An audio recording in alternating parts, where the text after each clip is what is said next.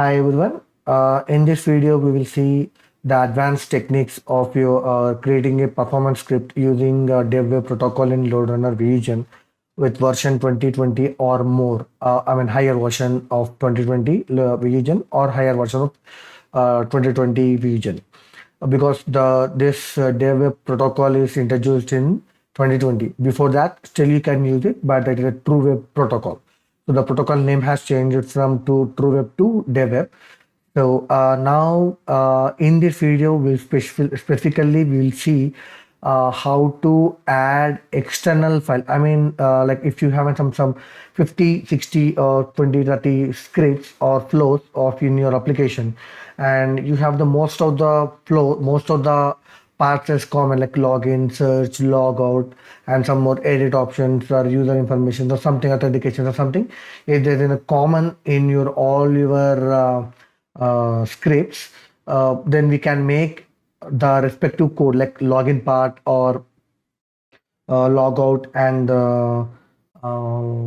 search or some other common feature what we have in all the scripts, and we can keep it as a separate file, and we can add that script, we can add that file or JS file into your main script and do the expected functionality or expected transactions to complete from your main script without adding or without re-recording or recreating your scripts. So let's take an example. So this is a basic example that we have got from the LoadRunner itself. So once you have installed and once you download and install the LoadRunner region, then go to the LoadRunner folder. In the LoadRunner folder, whether it's 32-bit or whether it's 64-bit, go to the respective folder, and once you open the LoadRunner, go to the bin folder. Under the LoadRunner, go to the bin folder. In the bin folder, you will have the two folders called DevWeb and DevWeb proxy recorder. So in the DevWeb folder, if you open, you will have a folder called examples. Now, if you have opened the examples, these are the few examples that is given or provided by the Vusion to make use. Just to get an idea how we can use it, LoadRunner have given the example for us. So if you see, this is one of the example. This is to use. This example gives an idea of how to use multiple scripts, or how you can split your main script into multiple components and how we can integrate them into a single script. So this script shows as a splitting your main application into components. Okay, and this also gives you the option. This example also gives you an idea how to use multiple actions in a single script. Okay, so basically we have a privilege that we can use load action with parameter. This is the action name. So this is the action name, and we have another function also, that is load action with argument and load action without argument. Like in the documentation, if you go to the DevWeb protocol in the documentation, you can directly create a load action and create the method, create the function body without passing the without passing the function name, action name. So if you come to this, here we have all the actions with the action name only. So if you have multiple actions, the rule of Vusion is which comes first, it will consider the first action. So now before load main action, we have imported one more file, which is extra actions. Okay, if you go to the extra actions, you will see the another action which is created as my first action. Okay, so this will run first. Okay, then it will run the main action, then it goes down and it will run the last action. Okay, in between, in the first in the main action, we have another files which we added into our script. Okay, so here it was taking from the user utils. We have two functions. which is login user and which is logout user. If you see here, so we have two different types of functionalities here. Okay, so if you use, we need to use return with a bracket, and we need to write our expected functions and expected code. Then this will be imported and this will be executed with the all default features of your main script. Okay, so in the main script, if you want to use any of the function in your main script, any of the functions or any of the code, then you should import, you should write the code in this way. First, you need to return statement. You should add a return statement with two, open bracket and close bracket. In between that, you can write any number of functions. Okay, and we have a different prototype also. Like first, we declare the function is a keyword to declare a function, and function name with the arguments and the required code. So these functions can be used within this script, or if you want to use this add one function, then you need to export separately. Like you can copy this function out of the export module, and you can create a export dot function name equal to like export exports dot function name equal to the function what you created, add one. Okay, so in this case, you need to import this file with .js extension. So if you see the difference, like here we have .js, but here we don't have .js. Okay, so we need to make sure where, if you are using the functions, then definitely we need to use the .js. If you're using directly actions, like if you take the extra actions, you're not writing any, you didn't write any return statement here. You're directly implementing your new action here. So in that case, no need to import as a .js here. So like this, here we didn't imported the file with .js. But when we are importing the functions, or when we're importing the sum of the code into your main function, then we need to mention the .js also in your required statement. Okay, so as my files, the user utils and attribute.js, store utils, all these files are directly under the root folder of my script. So that is the reason I have not mentioned the path here. If let's say if there is any, let's go and open a script folder. If you see like extra files, last action, main, attributes, store utils and everything. Okay, everything are under the same file where the main JS is. If your script is in another folder, like another folder is folder 1 or folder 2, like new folder 1. If your file is under the new folder, then you need to add your folder name here /file name. So make sure how you import the file, like whether it was on the same root folder or you're copying it into the subfolder or into root script folder. Okay.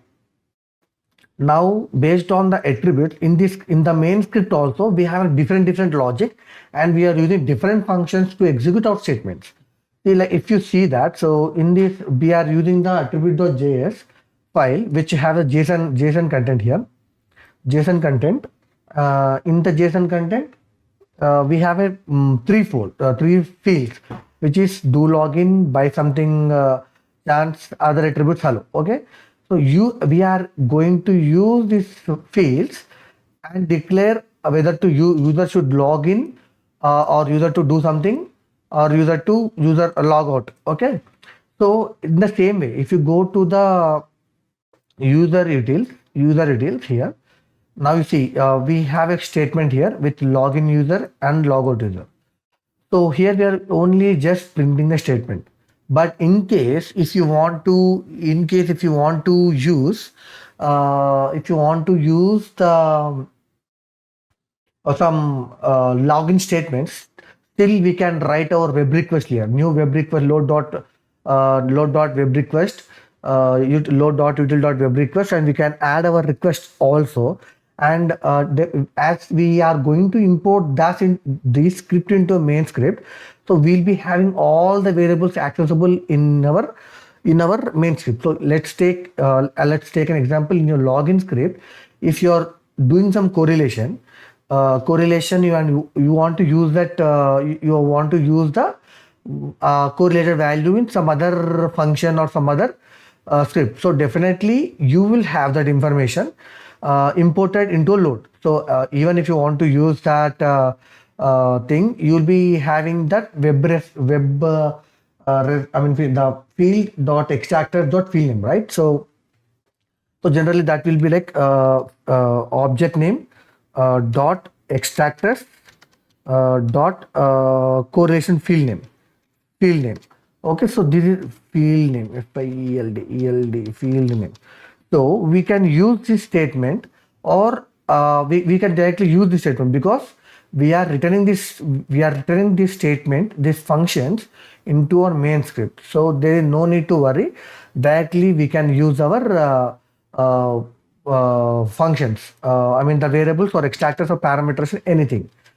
So this gives this step, and this example gives us a privilege to split our main script. Like if you have some 10 to 15 to 20 or more than 20 transactions, and you can split that components into simple files. Like you can create each and every component as simple file, and you can just give the statements here, like declare a require statement, like import a file and call the respective function, and your functionality is done. You can again copy the same function to different scripts also, and you can import it. So if you want to add a new script, then you can create or add files to a script. Now select the script. Now we already had the last action.js.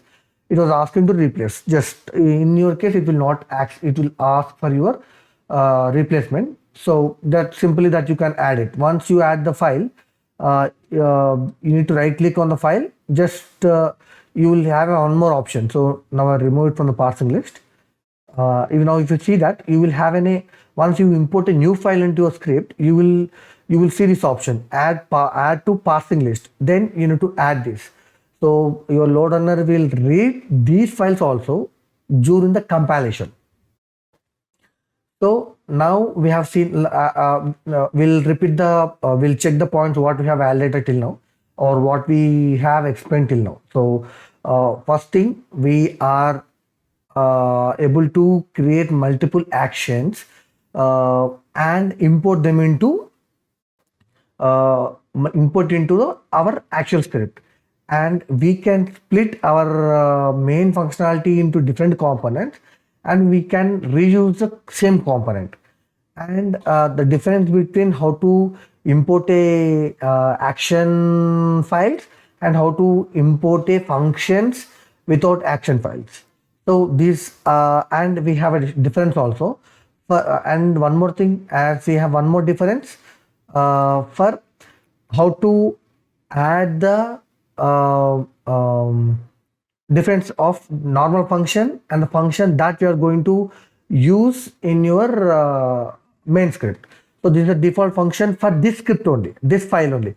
Let's take an example. If a user.login user is want to use the add one, login user want to add one function in, some help in the login step, like whether creating a JSON object, whether it's creating a correlation validation, or whether it's a text check or anything. So then we can add this function any number of times. So add one. From here we can use add one. Okay, now just let's run the script and we'll see the log statement. So as per the script, the log statement should be initial action, then my first action from the extra action, my first action, then again it comes here and we see the log as a main action.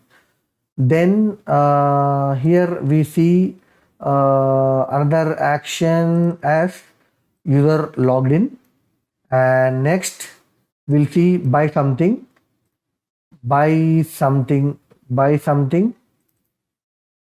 Yeah, you brought an item. Next you will see log out, and nothing Okay. If this condition is not satisfied, if it's false, then nothing to do. Like in the attribute.js, if it is false, then it will show you nothing to do. Now it was done. As I mentioned earlier, so first we got the initial action, my first action, then main action, user logged in, bye join. Next is the very last action and final action. Okay. Now we have missed something here in the log. We should buy some item. We should buy some item.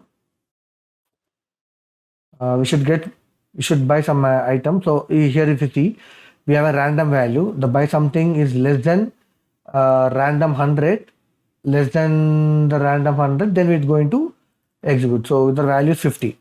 So if the value random is more than 50, then you're not going to, I mean that buy something is not going to run. So that's a simple logic he added there. So that's the reason why now we have not seen the buy item as buy. So I think I hope you have an idea now. Now you got an idea on how to add a multiple scripts and multiple functions, and you can import into our main file, and how to split your main script into components. Thanks for listening this, friends.